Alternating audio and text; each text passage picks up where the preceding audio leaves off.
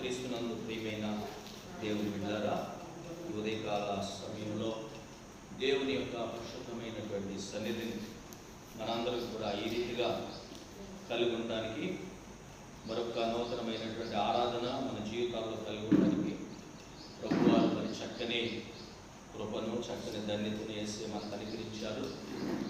ఈ యొక్క ఉదయకాలంలో దేవుని యొక్క సన్నిధిని మరి ఇంతవరకు పాటల ద్వారా, స్తుతుల ద్వారా, ఆరాధన ద్వారా దేవుని నామాన్ని మహింపరచడానికి ప్రభువారు చక్కని ధన్యత, చక్కని భాగ్యాన్ని ఆయన మనకు అనుగ్రహించాడు. ఇంతవరకు మరి దేవుని సన్నిధిలో ఆయనను మహిమపరిచేటువంటి కృపను కూడా మరి ఆయన మనకి ఇచ్చినటువంటి ఆ ప్రేమను బట్టి తండ్రి అయిన దేవునికి నా నిండు కృతజ్ఞత వందనాలు దేవదేవునికి తెలియజేస్తున్నాను. ఆ రీతిగానే కూడి వచ్చిన మీ అందరికీ కూడా నా ప్రత్యేకమైన వందనాలు, శుభాలు తెలియజేస్తూ ఉన్నాను. దేవుని యొక్క సమయంలో మరి కొంత సమయం ఈ దినము మనం దేవుని యొక్క లేఖన భాగంలో నుంచి కొన్ని మాటలు మనము ధ్యానం చేద్దాం. దయచేసి చూడండి, పరిశుద్ధ గ్రంథములో నుండి లూకా సువార్త 18వ అధ్యాయము. లూకా సువార్త 18వ అధ్యాయము 8వ వచనంలో చివరి మాటను ఈ సమయంలో మనం చదువుదాం. అయినను మనుష్య కుమారుడు వచ్చినప్పుడు ఆయన భూమి మీద విశ్వాసము కనుగొనునా. మరొకసారి చదువుదాం, చూడండి. అయినను మనుష్య కుమారుడు వచ్చినప్పుడు ఆయన భూమి మీద విశ్వాసము కనుగొనునా. ఈ చదవడిన లేఖన భాగము ద్వారా ప్రభువారు మనందరితో మాట్లాడాలని చిన్న ప్రార్థన చేస్తున్నాం. మహోన్నతుడైన మా తండ్రి, నీ పరిశుద్ధ నామమును బట్టి వందనాలు, స్తుతి, స్తోత్రాలు. చదవడిన నీ లేఖన భాగముల నుంచి మీ మాటలు ధ్యానిస్తూ ఉండగా నిలబడిన నీ దాసులను బలపరచండి, నీ శిలువ చాటు దాచుకునండి, నోటిని బోరగా వాడుకోండి.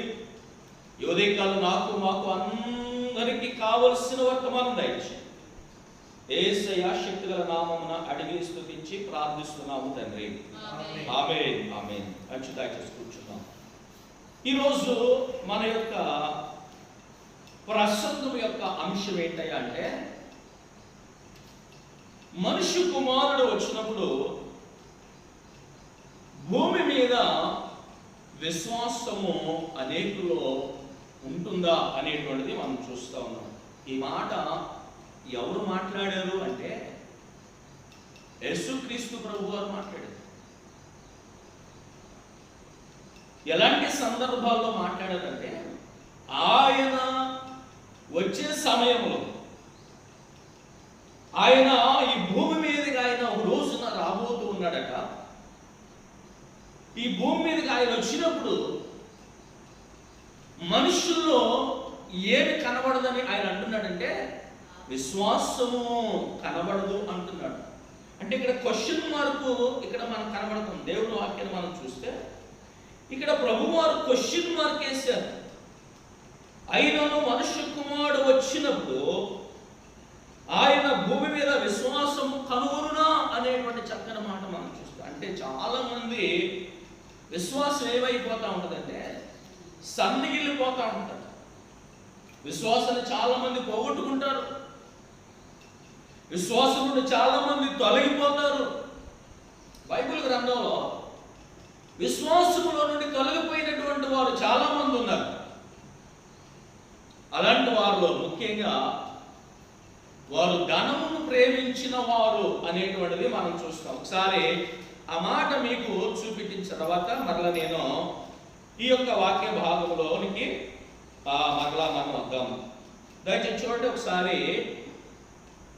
తిమోతికి రాసినటువంటి మొదటి పత్రిక, అపోస్తలుడైన పౌలు తిమోతికి రాసినటువంటి మొదటి పత్రిక 6వ అధ్యాయము 10వ వచనాన్ని ఒకసారి మనం చదువుదాం. చూడండి. ఎందుకనగా ధనాపేక్ష సమస్తమైన కీడులకు మూలం, కొందరు దానిని ఆశించి విశ్వాసము నుండి తొలగిపోయి నానా బాధలతో తమ్మును తామే పొడుచుకునేది. చాలు. ఇప్పుడు ఇక్కడ చాలా మంది పరిస్థితి ఎలా ఉందంటే విశ్వాసము నుండి తొలగిపోయారట. వాళ్ళు విశ్వాసముల నుండి తొలగిపోయారు. ఎందువలన వాడు విశ్వాసం నుండి తొలగిపోయారు అంటే, పౌలు అంటాడు తిమోతికి రాస్తూ, కొంతమంది ధనాపేక్ష కలిగినటువంటి వారుగా ఉన్నారు. ఈ ధనాపేక్ష చాలా మందిని ఏం చేసిందంట, విశ్వాసంలో నుండి వాడును తొలగించేసి. అయితే మరి ఈ దినాల్లో నేను చెప్పాల్సిన అంశం ఏంటంటే, ఈ దినాల్లో ప్రస్తుత దినాల్లో ధనాపేక్ష కాదు, కానీ ఈ దినాల్లో మనుషుల మీద ఏమి ఏలుబడి చేస్తుంది, మనుషుల మీద ఎలాంటి ప్రభావం ఉన్నాయంటే భయం. ప్రస్తుత దినాల్లో ఉన్నటువంటి, ఇప్పుడు మనందరికీ తెలుసు, ప్రపంచం అంతా కూడా ఇప్పుడున్నటువంటి పరిస్థితులు ఎలా ఉన్నాయంటే, ఈ కరోనా వైరస్ అనేటువంటిది ప్రపంచం అంతా కూడా అది ఆవరించేసి అనేకులను మరణానికి తీసుకుని వెళ్తా ఉంది. దానివలన ఎక్కడ కూడా ప్రజలు ఎక్కువగా కూడుకోవడానికి అవకాశం లేదు. ఒక నలుగురు కలిసి సంభాషణ చేయడానికి అవకాశం లేదు. అందువలన మనందరికీ తెలుసు, ఈ రోజున అన్ని పరిస్థితులలో అన్ని రకరకాల విధాలైనటువంటి భక్తి కలిగినటువంటి ఆరాధనలు, ప్రార్థన ఆరాధనలు, దేవుని సంఘము కూడుకునే పరిస్థితులు ఈ రోజున మనము కూడుకోలేనటువంటి దినాలు మనం చూస్తాము. దానివలన చాలా మంది పరిస్థితి ఎలా అవుతుందంటే, విశ్వాసంలో తగ్గిపోయేటువంటి పరిస్థితి. సహవాసంగా లేవు, సహవాసంగా కూడుకొని సహోదరులుగా ఐక్యత కలిగి ప్రార్థన చేసుకునే పరిస్థితులు లేవు. ఒకరి కష్టాలు ఒకరు చెప్పుకొని ఒకరికొకరు విజ్ఞాపన చేసే పరిస్థితులు లేవు. దానివలన చాలా మంది ఈ దినాల్లో ఏమైపోతా ఉన్నారంటే, విశ్వాసములో తగ్గిపోయేటువంటి పరిస్థితి. ప్రస్తుతం వచ్చిన శ్రమలను బట్టి, ప్రస్తుతం వచ్చినటువంటి శోధనను బట్టి, ప్రస్తుతం ఈ భూమి మీద కలుగుతున్నటువంటి ఈ భయంకరమైనటువంటి రోగములను బట్టి, వ్యాధులను బట్టి, అనేకులు కూడుకుని లేని పరిస్థితులను బట్టి చాలా మంది ఏమవుతా ఉంటారంటే విశ్వాసములో నుండి తొలగిపోయే పరిస్థితులు ఉన్నాయి. చాలా ప్రమాదకరమైనటువంటి దినాల్లో మనం ఉన్నాం. అందుకే యేసుక్రీస్తు ప్రభువు వారు ఇలాంటి దినాలు ప్రజల మీదకి ముందుగా వస్తాయని తెలిసి ఆయన ఏమని మాట్లాడంటే, మనుష్య కుమారుడు వచ్చినప్పుడు భూమి మీద నేను విశ్వాసమును కనుగొంటానా అని తెలియజేశాడు.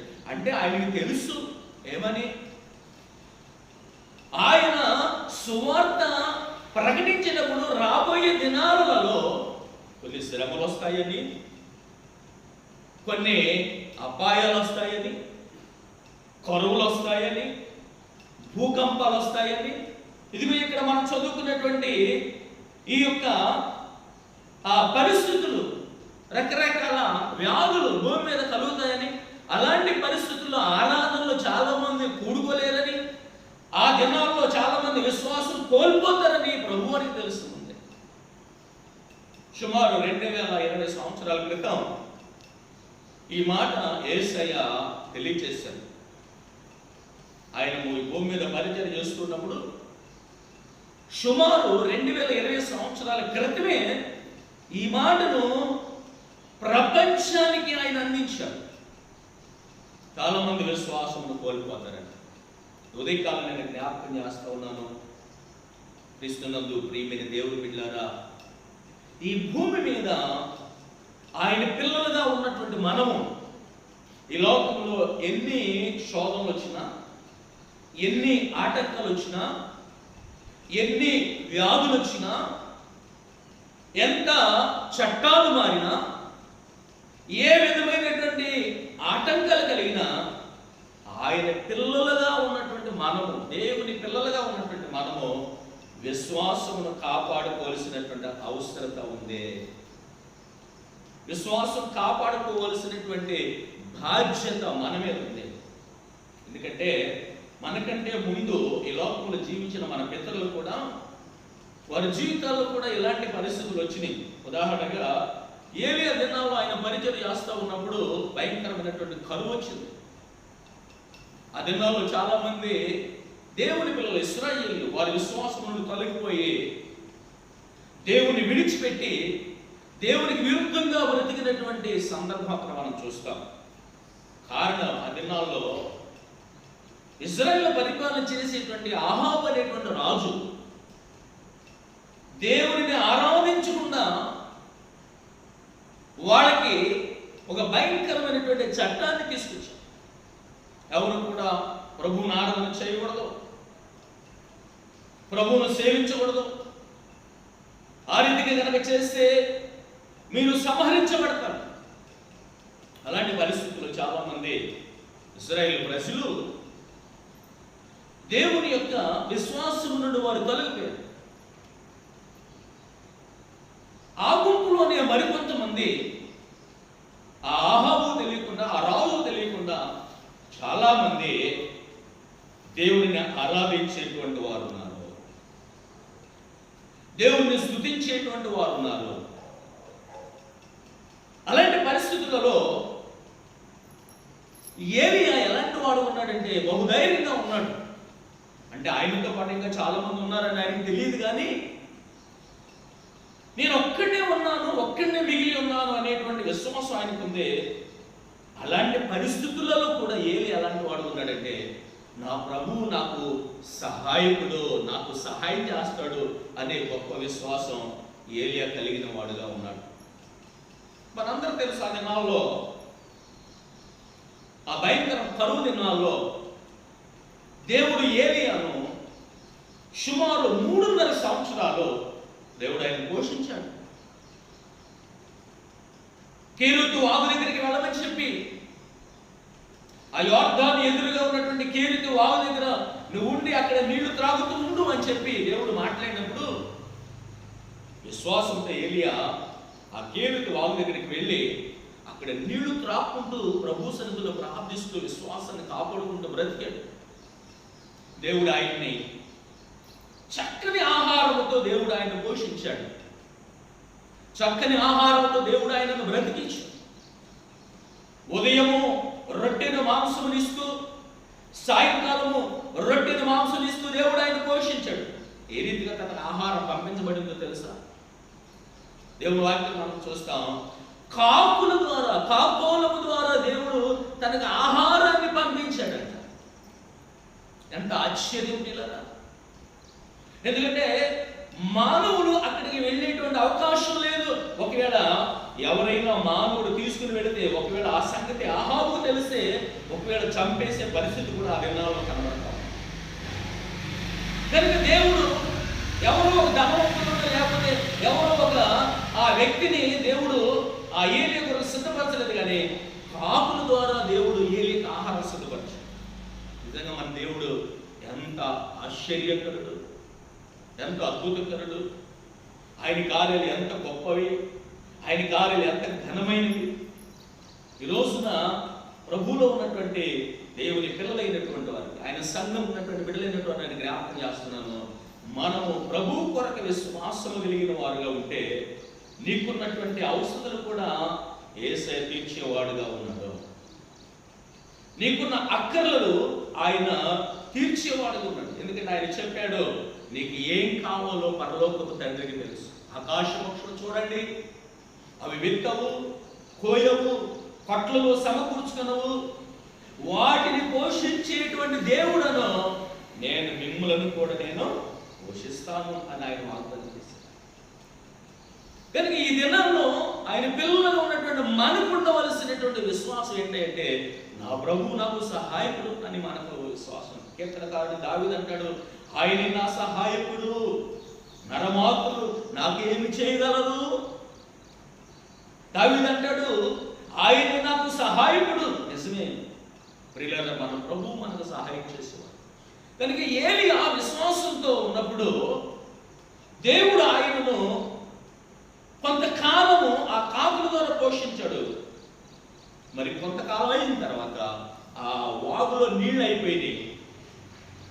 ఆ తర్వాత ప్రభు మరలా ఏలియాతో మాట్లాడుతున్నాడు, ఏలియా నువ్వు ఇక్కడిని బయలుదేరి సారుపతి అనేటువంటి ఊరికి వెళ్ళు, అక్కడ ఒక విధవరాలు ఉందే, ఆమె ద్వారా నేను నిన్ను పోషిస్తాను.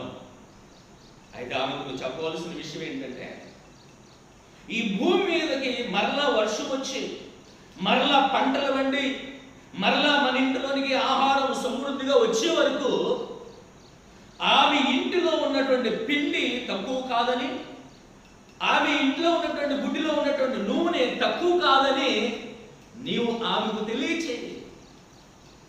కనుక ఆయన బయలుదేరి సారిపతికి వెళ్తా ఉన్నాడు.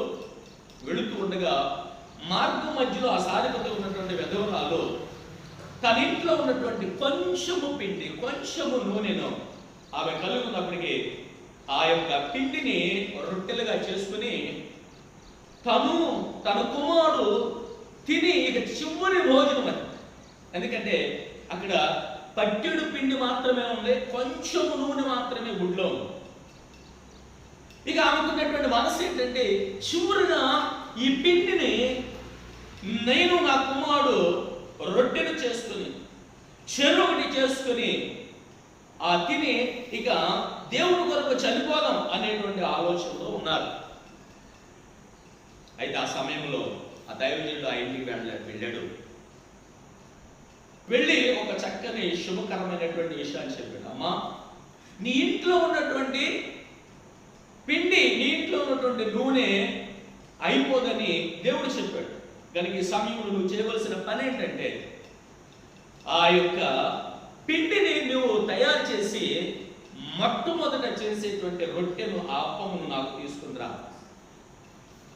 ప్రియులారా, ఈ మాట చెప్పినప్పుడు సారిపతి విధవరాల్లో ఏమాత్రం సందేహం అవిశ్వాసం రాలేదు. ఎందుకంటే కొంచెమే పిండి ఉంది, కొంచెమే నూనె ఉంది. ఆ యొక్క రొట్టెను ఆ నూనెను కలిపి తను తన కుమారుడు చేసుకొని తిని ఇక చివరిగా దేవుని కొరకు చనిపోదామని అనుకున్న టైంలో మరొక వ్యక్తి వచ్చాడు. ఈయన దైవజనుడు. ఈయన చెప్తా ఉన్నాడు, అమ్మ మీరు చేసుకుని తినండి అని అనలేదు కానీ ఆయన మొదటి అప్పము నా కొరకు తీసుకుంటురా, ఆ తర్వాత మిగిలినటువంటి రొట్టెను నీవు నీ కుమారుడు తిన. కనుక దైవజనుడికి మొట్టమొదటి చేసిన అప్పము ఆమె తీసుకొచ్చి ఇచ్చింది. రెండవసారి చేసుకున్నటువంటి రొట్టెను తాను తన కుమారుడు ఆ రొట్టెను చెరసాలను చేసుకుని తిన్నారు. అయితే ఇక్కడ నేను చెప్పవలసిన విషయం ఏంటంటే, ఈ సారుపతి విధవరాల్లో ఉన్నటువంటి గొప్ప విశ్వాసం ఏంటంటే, ఆ దైవజనుడు చెప్పినటువంటి మాట మీద ఆమె విశ్వాసం ఉంచింది. ఇది మనం జ్ఞాపకం చేసుకోవాలి. కనుక ఈ రోజున ప్రభువారు పరిశుద్ధమైనటువంటి గ్రంథముల నుండి అనేక విషయాలు తెలియజేశారు. విశ్వాసం గురించి అనేక విషయాలు తెలియజేసి, విశ్వాసం వలన దేవుని కార్యాలు, అనేక మంది జీవితాల్లో ఎన్ని గొప్ప కార్యాలు జరిగినాయో దేవుడు తెలియజేశారు. వారి విశ్వాసం వలన ఎన్ని గొప్ప మేలులు పొందుకున్నారో ప్రభు తెలియజేశారు. అపోస్తలుడు పౌలు గురించి దేవుని వాక్యం తెలియజేస్తూ ఉంటది. అపోస్తలుడు పౌలు విశ్వాసమును కాపాడుకోవడం వలన ఆయన నీతి కిరీటాన్ని సంపాదించుకున్నాడు.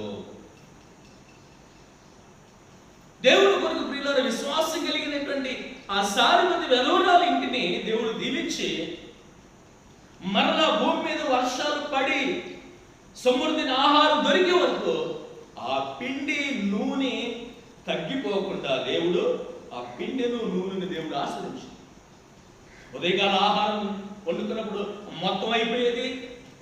మరలా సాయంకాలం మరలా ఆహారం కొరకు సిద్ధం చేసుకోవడానికి మరలా వెళ్ళి చూస్తే ఆ గంపలో పిండి ఉండేది, గుడ్డులో నూనె ఉండేది.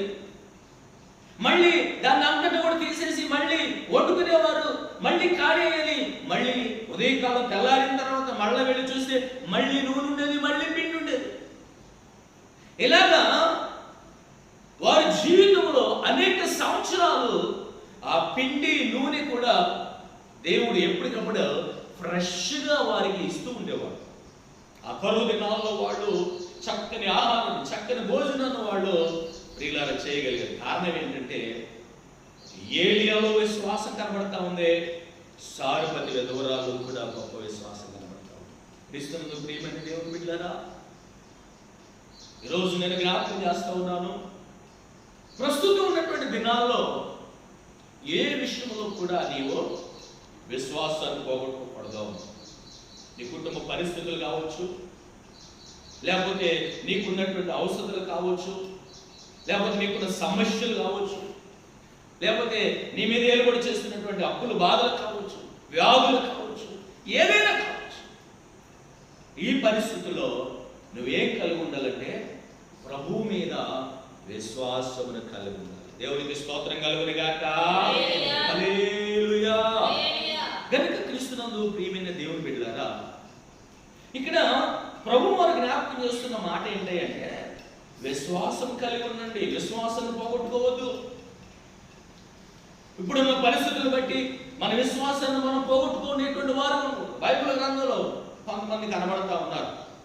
దేవుని యొక్క రాజ్యంలోనికి కూడా ఎవరు వెళ్ళలేరు అంటే బైబిల్ చెప్తా ఉంది, విశ్వాసము పోగొట్టుకున్న వారు ఆయన రాజ్యములోనికి వెళ్ళలేరు. ఈ మాటలు ఒకసారి మీకు తెలియచేయాలని నేను ఆశపడతా ఉన్నాను. ఒకసారి బైబిల్ గ్రంథాన్ని చూడండి. మత్తయి సువార్త 25వ అధ్యాయము మొదటి నుండి కొన్ని మాటలు మనం చదువుదాం.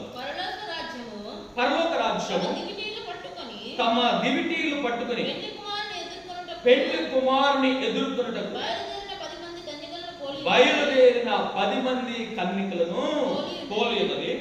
వీరిలో 5 బుద్ధి లేని వారు, 5 బుద్ధి గలవారు. బుద్ధి లేని వారు తమ దివిటీలను పట్టుకొని తమతో కూడా నూనె తీసుకుని పోలేదు. బుద్ధి గలవారు తమ దివిటీలతో కూడా సిద్ధులలో నూనె తీసుకొని పోయి. చాలు. ఇక్కడ ఒక చక్కని విషయాన్ని గమనించాలని ప్రభునామమున ప్రేమతో తెలియజేస్తా ఉన్నాను. పరలోక రాజ్యము దేనితో పోల్చబడి ఉంది అని ప్రభువారు ఇక్కడ తెలియజేస్తారంటే, తమ దివిటీలు పట్టుకొని పెండ్లి కుమారుని ఎదుర్కొనుటకు బయలుదేరిన 10 మంది కన్యకలను పోలి ఉన్నది. మరలా జ్ఞాపకం చేస్తూ ఉన్నాను, పరలోక రాజ్యము దేనికి సాదృశ్యమై ఉంది అంటే, పెండ్లి కుమారుని ఎదుర్కోవడానికి బయలుదేరిన 10 మంది కన్యకలను పోలి ఉన్నది. అంటే ఇప్పుడు పరలోక రాజ్యము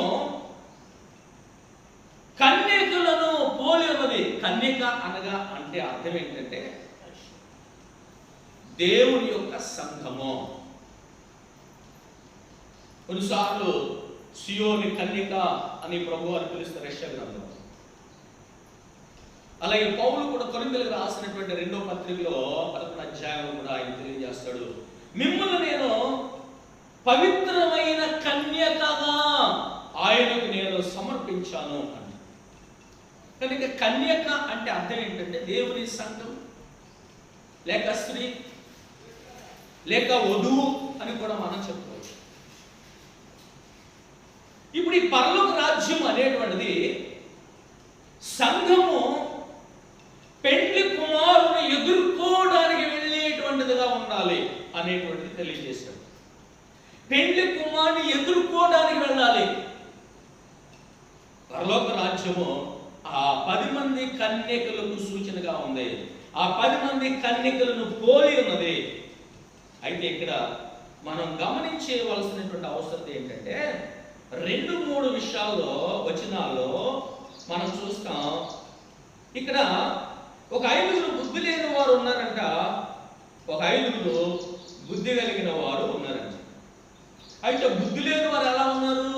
తమ నూనెను వారితో పాటు తీసుకుని వెళ్ళలేదు అని రాయబడింది. బుద్ధి కలిగిన వారు ఎలా ఉన్నారంటే తమ నూనెను వారితో పాటు సిద్ధులలో తీసుకుని వెళ్ళారు అని రాయబడింది. ఇప్పుడు మనం అర్థం చేసుకోవాలి ఏంటంటే, నూనె దేనికి సాదృశ్యం అంటే విశ్వాసములకు సాదృశ్యం. బైబిల్ గ్రంథంలో కొన్నిసార్లు ఆ పాలన గురించి, నూనె గురించి, దేవుడు కొన్ని సందర్భాల్లో నీళ్లు గురించి, కొన్ని సందర్భాల్లో ఆయన తెలియచేస్తూ ఉంటారు. కనుక పాలు దేవుని వాక్యానికి సాదృశ్యము, నూనె విశ్వాసమునకు సాదృశ్యము, నీళ్లు పరిశుద్ధాత్మకు సాదృశ్యం. కనుక కొన్ని సందర్భాల్లో దేవుడు వాటిని సాదృశ్యంగా మాట్లాడాడు. కనుక ఇక్కడ మనం చదువుతున్నటువంటి ఈ సందర్భంలో ఈ 10 మంది కన్నికల్లో 5 నూనె తీసుకుని వెళ్ళలేదట. వీళ్ళు ఎవరు అని రాయబడి ఉందంటే బుద్ధి లేని వారు అని రాయబడి ఉంది. అయితే మరొక 5 బుద్ధి కలిగిన వారు అని రాయబడి ఉంది. ఈ బుద్ధి కలిగిన వారితో పాటు ఏముంది? సిద్ధులలో నూనె ఉంది. కనుక ఈ బుద్ధి కలిగిన వారిలో ఏం కనబడతా ఉందంటే నూనె అనేటువంటి విశ్వాసము కనబడతా ఉంది. ఈ బుద్ధి కలిగిన కనుక దేవుని పిల్లలలో ఏం కలిగి ఉండాలి అంటే విశ్వాసం కలిగిన వారే ఉండాలి.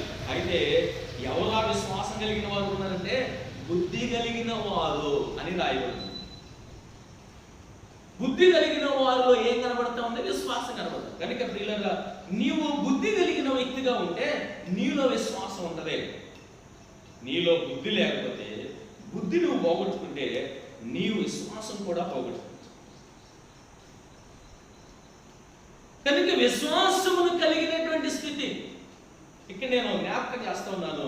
అయితే మరి పరలోకంలోనికి ఎవరు వెళ్ళారు అంటే ఈ బుద్ధి కలిగిన వారే. ఎందుకంటే వారే నూనెలో సిద్ధులో నింపుకొని వెళ్ళారు కనుక వారి దీపములు వెలుగుతూ ఉన్నాయట. ప్రభు వచ్చేసరికి వారి దీపాలు వెలుగుతూ ఉన్నాయంట. మరి బుద్ధి లేని వారి దగ్గర ఏం కనబడతా ఉంది? సిద్ధులో నూనె లేదు కనుక వారి దీపాలు ఏమైనాయి? ఆరిపోయి ఉన్నాయి. ఆరిపోయింది. క్రీస్తునందు ప్రియమైన దేవుని బిడ్డలను జ్ఞాపకం చేస్తా ఉన్నాను. ఆత్మీయ జీవితంలో ఆరిపోయిన వ్యక్తిగా ఉంటే పరలోక రాజ్యంలో మనము ప్రవేశించలేము. ఆత్మీయ జీవితంలో చల్లారిపోయిన వ్యక్తిగా ఉంటే దేవుని రాజ్యంలోకి మనం వెళ్ళలేము. ఆత్మీయ జీవితంలో విశ్వాసమును కోల్పోయిన వ్యక్తులుగా ఉంటే పరలోక రాజ్యంలోకి మనం వెళ్ళలేము. విశ్వాసమును కలిగి ఉంటేనే పరలోక రాజ్యంలోకి మనం వెళ్ళాలి. మరొక విషయాన్ని నేను జ్ఞాపకం చేసి ఈరోజు దేవుని వాక్యాన్ని నేను ముగించాలని ఆశపడతా ఉన్నాను. యేసుక్రీస్తు ప్రభువారు ఆయన ఈ భూమి మీద పరిచయం చేస్తున్నటువంటి దినాల్లో ఆయన సుమారు 70 మందిని శిష్యులుగా ఆయన తయారు చేశారు. 70 మంది సేవకులు ఆయన తయారు చేశారు. ఈ 70 మంది కూడా ప్రభువు దగ్గర మేము సేవ చేయాలి, మేము సేవకులుగా ఉండాలి, ప్రభు దగ్గర మేము శిష్యులుగా ఉండాలి, ప్రభువులాగే మేము కూడా ఈ భూమి మీద పరిచయం చేయాలి అని వచ్చారు. అయితే ప్రభు పరిచర్య ఎలా ఉండేదంటే ఆ దినాల్లో ఎక్కువగా కొంచెం కష్టతరంగా ఉండేది. ఎందుకంటే కొన్ని సందర్భాలు ఆహారం దొరికేది కాదు, ఎక్కువగా సుఖం అనేటువంటిది వాళ్ళకి కలిగేది కాదు, ఎక్కువగా వాళ్ళు నడిచి ప్రయాణం చేసేటువంటి దినాలు అవి. ఆ తర్వాత ఎక్కడ ఏ రోజున భోజనం దొరికిందో కూడా తెలియదు. ఇంకా చెప్పాలంటే యేసుక్రీస్తు ప్రభు వారికి ఈ లోక సంబంధమైనటువంటి భోజనం గురించినటువంటి ఆలోచన కూడా ఎక్కువగా ఆయనకు ఉండేది కాదు.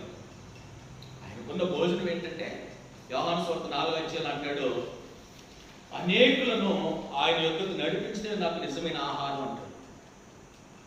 అనేక ఆత్మలను రక్షించడమే నాకు నిజమైనటువంటి ఆహారం అని తెలియజేస్తాను. కనుక ఒక రకంగా చెప్పాలంటే ఆయనకైతే ఈ భూమి మీద బ్రతికినప్పుడు ఈ శరీర సంబంధమైనటువంటి ఆహారం, రొట్టె కానీ భోజనం కానీ చేయడానికి ఆయన ఎక్కువగా ప్రాధాన్యత చూపేవారు కాదు. కనుక శిష్యులు కనుక వారు కొంచెం ఎక్కువగా ఆహారం ఆకలి వేస్తూ ఉండేది. వాళ్ళ ఎక్కువగా ఆహారం మీద వాళ్ళకి మనసు ఉంటా ఉండేది. కొన్ని సందర్భాల్లో ఆ ప్రభువుతో పాటు వాళ్ళు ఎడుతూ ఉన్నప్పుడు కూడా వాళ్ళు ఆహారం కొరకు ప్రియులరా వారు ఆ పొలంలో చేలో ఉన్నటువంటి ఆ వెన్నులు తుడుచుకొని తింటూ ఉండేవాళ్ళు. అలాంటి పరిస్థితుల్లో కొన్ని సందర్భాల్లో ఇలాంటి శ్రమలు, ఇలాంటి పరిస్థితులు భూమి మీద కనబడతా ఉంటే ఆ దినాల్లో ప్రభువారు వాళ్ళ గొప్ప సేవకులుగా, గొప్ప శిష్యులుగా తయారు చేయాలనుకున్నప్పుడు సుమారు 58 మంది ఆ శ్రమలకు భయపడి, ఆ శోధనలకు భయపడి, ఆ కరువుకు భయపడి, ఆ ఇబ్బందులకు భయపడి వాళ్ళు ఏం చేశారంటే ప్రభువుని విడిచిపెట్టి వెళ్ళిపోయారు. అంటే వారికి ఏం కనబడట్లేదు అక్కడంటే విశ్వాసం కనబడట్లేదు. విశ్వాసం పోగొట్టుకున్నారు, విశ్వాసం కోల్పోయారు. అయితే అక్కడ మనం చూస్తాం ప్రభు కొరకు నిలబడినటువంటి 12 మందిని అక్కడ మనం చూస్తాం. 12 మందిలో ఒక వ్యక్తిని కూడా, యోధ ఇస్కరియోతును కూడా చివరి టైంలో సాతాను శోధించి ధనం అనేటువంటి ఆశను అతను కలిగించి అతన్ని కూడా చనిపోయేటువంటి పరిస్థితి అక్కడ మనం చూస్తాం. అయితే ఆ స్థానంలో అనుమతి అయినటువంటి యోసేపు ఆ 12 వాడిగా చేర్చబడ్డ మనం చూస్తాం. కనుక చివరికి 12 మంది శిష్యులు ప్రభు కొరకు నిలబడ్డారు. వేళను కూడా ఒక సందర్భంలో అంటాడు యేసయ్య, ఆయన ఇప్పటివరకు చాలా మంది మనతో ఉన్నారు కదా, 70 మంది ఉన్నారు కదా, మరి వాళ్ళు మనల్ని విడిచిపెట్టి వెళ్ళిపోయారు కనుక మీరు కూడా వెళ్ళిపోండి అని చెప్పినప్పుడు ప్రభు ఆ మాట మాట్లాడినప్పుడు పేతురు అంటాడు చక్కని మాట, అయ్యా నీవే నిత్య జీవము కలిగినటువంటి వాడు, నీవే మాకు నిత్య జీవం ఇచ్చే దేవుడు, కనుక నిన్ను విడిచి మేము ఎక్కడికి వెళ్ళలేము. కనుక పేతురులో ఉన్న గొప్ప విశ్వాసం ఏంటంటే ఆయన నిత్య జీవం ఇచ్చేవాడని పేతురికి అర్థమైంది. నేను ముగిస్తున్నాను. ఈరోజు నేను జ్ఞాపకం చేస్తున్నాను క్రీస్తునందు ప్రియమైన దేవుని కదా, ఆ 12 మంది శిష్యుల వల్లే మనం కూడా ఎలా ఉండాలంటే విశ్వాసం కలిగి ఉండాలి. ఈ భూమి మీద ఎన్ని పరిస్థితులు వచ్చినా, ఎన్ని ఆటంకాలు వచ్చినా, ఎన్ని కరువులు వచ్చినా, ఎన్ని వ్యాధులు వచ్చినా, ఇప్పుడు కూడా మనం చూస్తాం కొన్ని స్థలాల్లో భయంకర భూకంపాలు, కనుక ఎన్ని వచ్చినా ప్రభు కొరకు విశ్వాసం కలిగి ఉన్నారు. కనుక 12 మంది శిష్యులు విశ్వాసం వారు కాపాడుతున్నారు కనుక వారు గొప్ప ప్రవక్తలయ్యారు. ఈ భూమి మీద వారు గొప్ప పరిచయం చేశారు. ప్రభు దగ్గర సింహాసనం మీద ప్రభు ప్రక్కన కూర్చుండే అర్హతను వారు సంపాదించారు. కనుక వీళ్ళగా విశ్వాసం కలిగిన బిడ్డగా నీవు ఉంటే నీకున్న అవసరం దేవుడు తీర్చేవాడు. ఏ విశ్వాసం కలిగి ఉన్నాడు కనుక ఆయన అవసరం దేవుడు తీర్చాడు. సారిపతి గంధరాలు విశ్వాసం కలిగి ఉంది కనుక ఆమె అవసరం దేవుడు తీర్చాడు. అలాగే శిష్యులు విశ్వాసం కలిగి ఉన్నారు కనుక దేవుడి దగ్గర గొప్ప బహుమానం పొందుతున్నారు. ఈ భూమి మీద గొప్ప పరిచయం చేశారు.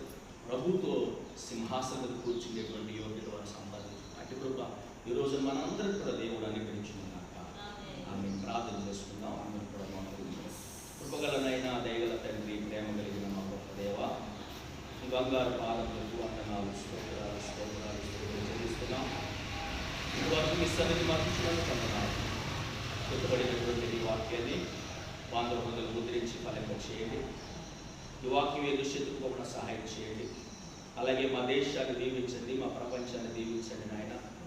మా ప్రపంచం మీద, మా దేశాల మీద, మా రాష్ట్రాల మీద, మా జిల్లాల మీద, మా ప్రాంతాల మీద ఏలుబడి చేస్తున్న ఈ కరోనా వైరస్ను తొలగించండి నాయన. అయ్యా ఈ కరోనా వైరస్ను తొలగించండి నాయన. ఈ శాపం నుండి ప్రజలు విడిపించయ్యా. ఈ యొక్క దుర్గతి నుంచి ప్రజలు విడిపించు నాయన. ప్రజలు ప్రభువా నిన్ను స్తుతించే కృప, నీలో ఆనందించే కృప, నిన్ను ఆరాధించే కృప, అయ్యా సంఘముగా నాయన, అయ్యా ప్రతి ఒక్క బిడ్డలు నేను భార కలిగి ప్రార్థించే కృప ప్రతి ఒక్కరికి యేసయ్య మీ నామములో అనుగ్రహించబడునుగా నీకు వందనాలు సాధించు. ఈ పరిచయం ముద్రవేయాలి. సమస్త మహిమ ఘనత ప్రభావాలు మీరే పొందాలని నజరేయుడైన యేసు శక్తి కలిగిన పరిశుద్ధ నామమున అడిగి ప్రార్థించి స్తుతించి బ్రతిమలాడి వేడుకుంటున్నాము తండ్రి. ఆమె తండ్రి అయిన దేవుని ప్రేమ, కుమారుడైన యేసు క్రీస్తు వారి యొక్క కృప, పరిశుద్ధ ఆత్మ నిత్య సన్నిధి యొక్క సహవాసం, ఆయన కృప, సమాధానము, దీవెన, కాపుదల మనందరికీ దేవుడు తోడై ఆశీర్వదించును గాక. ఆమేన్. ఆమేన్. అందరికీ వందనాలు. దేవుడు